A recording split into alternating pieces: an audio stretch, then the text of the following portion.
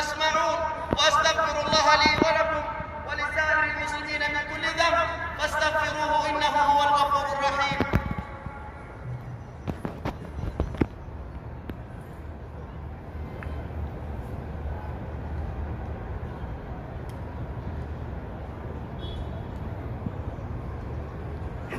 الحمد لله حمد الشاكرين، والصلاة والسلام على المبعوث رحمة للعالمين نبينا محمد ومن سار على نهجه واقتفى أثره إلى يوم الدين.